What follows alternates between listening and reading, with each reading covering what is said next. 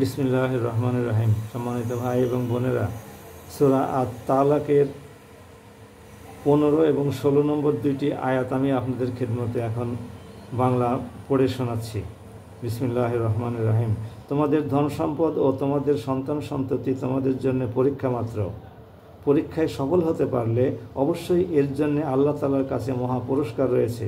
অতএব তোমরা সাধ্য মোতাবেক আল্লাহ তাআলাকে ভয় করো, তোমরা রাসূলের আদেশ শোনো এবং তার কথা মতো চলো। আল্লাহর দেয়া ধন সম্পদ থেকে তারই উদ্দেশ্যে খরচ করো, এটি তোমাদের নিজেদের জন্যই কল্যাণকর। যে ব্যক্তিকে তার মনের লোভ লালসা থেকে রেহাই দেওয়া হয়েছে, সে এবং তার মতো লোকেরাই হচ্ছে সফল কাম। সাদাকাল্লাহ। সম্মানিত ভাই এবং বোনেরা, ধন সম্পদ, সন্তান সন্ততি, পরিবার পরিজনের অন্যান্য সদস্য সবাই আমাদের কাছে আল্লাহ রাব্বুল আলামিন পরীক্ষা হিসাবে পাঠিয়েছেন। আমরা এদেরকে কিভাবে মানুষ করি, এদের কাছ থেকে কীভাবে সেবা গ্রহণ করি, এদের কাছ থেকে কী প্রত্যাশা করি, এগুলো সবই আমাদের আমল নামার মধ্যে লেখা হবে। আমরা যে নিয়তে এদেরকে মানুষ করব, সেই নিয়তেই বাস্তবায়িত হওয়ার সম্ভাবনা বেশি। কাজে আসুন আমরা আমাদের সন্তান সন্ততি এবং ধন সম্পদকে আল্লাহর সন্তুষ্টির উদ্দেশ্যে ব্যবহার করি। ধন সম্পদ আল্লাহর রাস্তায় খরচ করি, যদিও সেটা স্বল্প পরিমাণ হয়।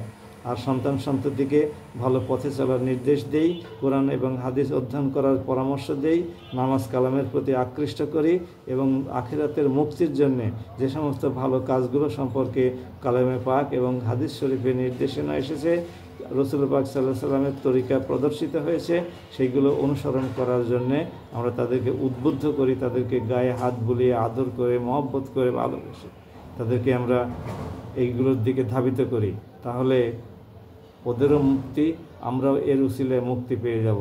আমরা আমাদের সন্তানদেরকে কোনো অবস্থাতেই জাহান্নামের দিকে ধাবিত করতে পারি না, কারণ আমাদের সন্তান সন্ততিরাই আমাদের জীবনের সবচেয়ে মূল্যবান সম্পদ।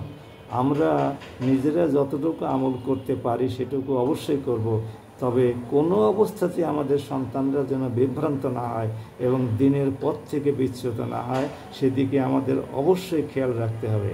সর্বাত্মক প্রচেষ্টা চালিয়ে তাদেরকে জাহান্নামের আযাব থেকে বাঁচানোর জন্য আমাদের প্রচেষ্টা চালানো উচিত।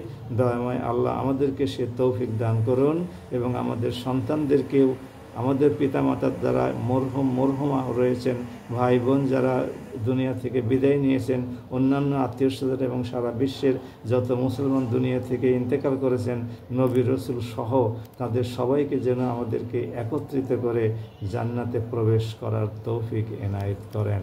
সবাই ভালো থাকুন। আসসালামু আলাইকুম ওয়া রাহমাতুল্লাহ।